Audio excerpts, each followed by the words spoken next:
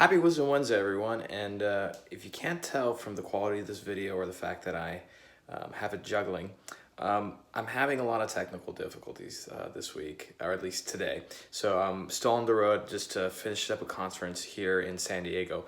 But when I got home tired, I said, I have to do the book of the week.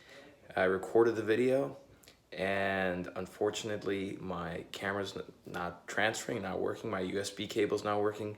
The internet here is complete garbage, but that doesn't matter because I made a promise to always do this, this day.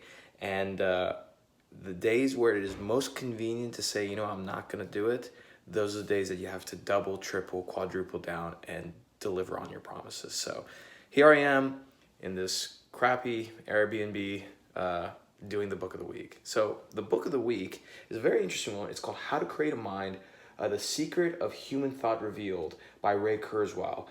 Ray Kurzweil is a very famous futurist and technologist. He wrote the book, The Singularity is Near. And so he's really the guy who's very much a thought leader when it comes to the world of artificial intelligence. And How to Create a Mind talks about this concept of, in order to create the perfect machines, right? Real artificial intelligence, you have to be able to reverse engineer how the mind works. How does thought actually form? What causes memories, right? And I'm not just talking about the stimulus, but the actual science, the what's happening at the molecular level. And there's some key takeaways from this. I'm gonna put this down because I'm obviously doing this with one hand and my hands are getting tired. So some of the key takeaways I really like from this book is, for one, think about whenever you see something, a small little piece of information, and it triggers a memory. For example, if I start to say the word Emma, he's probably filled in Zahn, right? Or I say app, right? And one of the things I like from this book, and let's see if I can turn you guys around. Nope, I can't do that because it is a iPhone.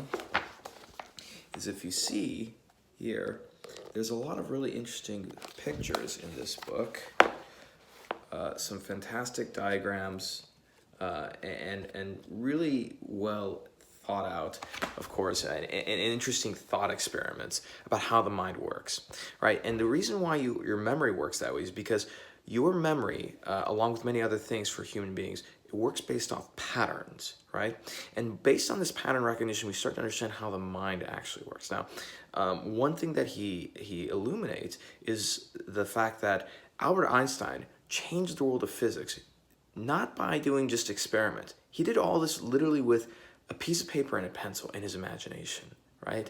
And so it really demonstrates the power of the mind.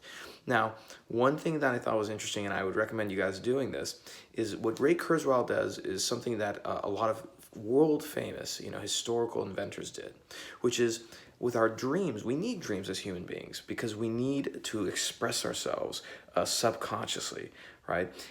Our conscious mind is bound by these rules of society, regulations, the way you should think, act, etc., right?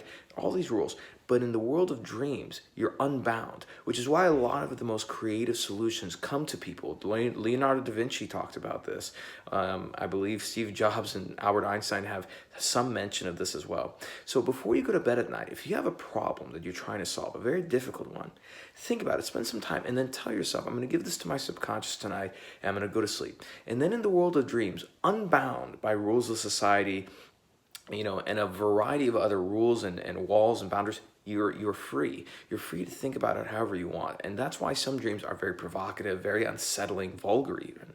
But this is also a way where you can develop some of the most amazing solutions in terms of creatively solving for those problems. So that, my friends, is the book of the week. Again, sorry for the low quality production on this video, but hey, I made a promise to y'all that I'll be doing this every week, no matter what. And guess what?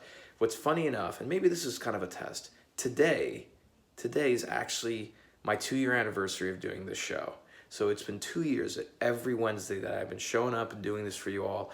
And of course, it's not without the wonderful support and energy that I get from all of you. I ran into a few people during this conference who have connected with me on LinkedIn, and they said that it's made a positive impact on them. They've purchased some books, and that's really what this is all about, as for me to spend time exploring, the intellectual realm, figuring out new things, finding new ideas, and then sharing it with you guys. So that's the book of the week. I hope you enjoyed it. And you know what? For those of you that stay to the very end of this video, I'm going to answer something that you've all been wondering. And the answer is yes. I am actually I'm pantless right now. I do not have my pants on because I finished this video and I sat down without my pants to you know, do the editing, and this all happened because my camera is not working. So, for those of you who stayed to the end, there you go. Happy Wisdom Wednesday. That's the book of the week. And as always, I'll see you next week.